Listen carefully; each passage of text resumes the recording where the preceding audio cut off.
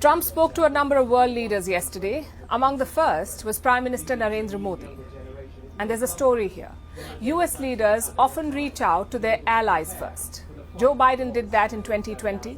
He took calls from Justin Trudeau of Canada, UK's former Prime Minister Boris Johnson, he was Prime Minister then, Francis Macron, and the German Chancellor. These are America's most important allies. Biden spoke to Modi almost 10 days after winning the race. But look at Trump's call list on day one.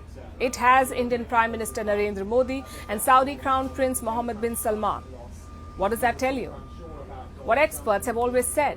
Trump is not a fan of the traditional Western alliance. He is keen to expand his Asian partnerships. In his call with Modi, Trump was all praise. He called India a magnificent country. He called Modi a magnificent man. And he promised to work for global peace. We know Trump is a great salesman, so don't fall for his pitch. Look at his policies instead.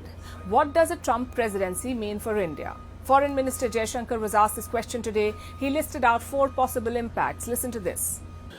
One, there was already a reordering of supply chains, which was taking place. Some of it would certainly be somewhat disruptive, but we in India perceive it as an opportunity.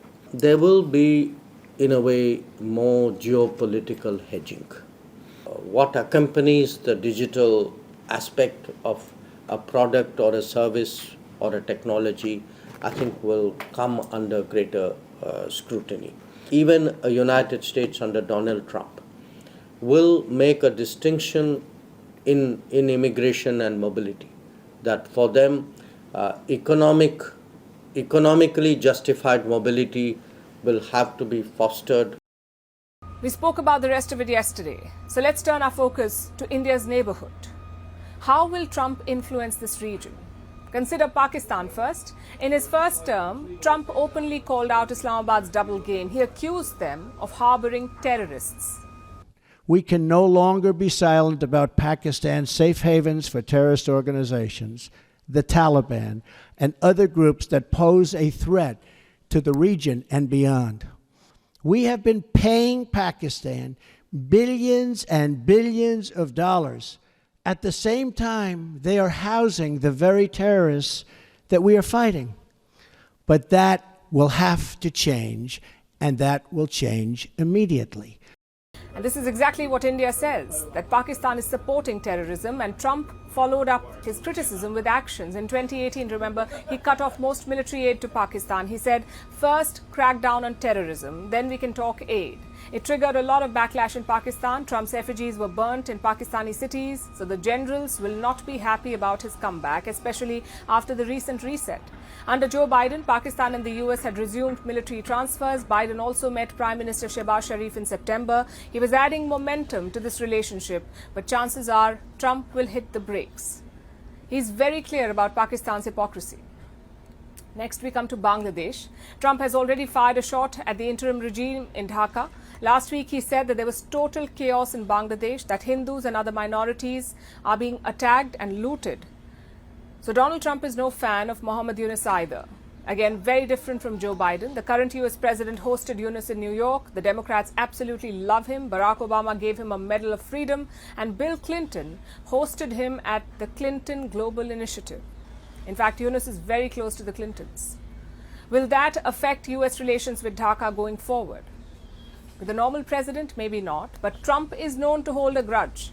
Yunus has already sent congratulatory messages to Trump. He says he's looking forward to deepening ties, but chances are he will be a worried man, because he isn't the only Bangladeshi leader praising Trump.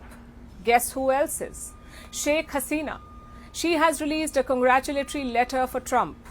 And notice the first line of this letter. It says, Prime Minister of Bangladesh. Now remember, Hasina fled Dhaka in August this year. She's public enemy number 1 in the country right now, but she is still calling herself Prime Minister. Political wisdom says Trump will not respond to her. Nonetheless, let's see how it unfolds.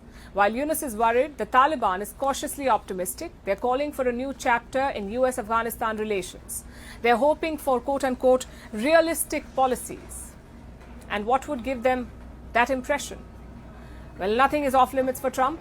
He did strike a deal with the Taliban in 2020. That deal led to the US withdrawal from Afghanistan. He also held talks with North Korean leader Kim Jong-un, that too thrice.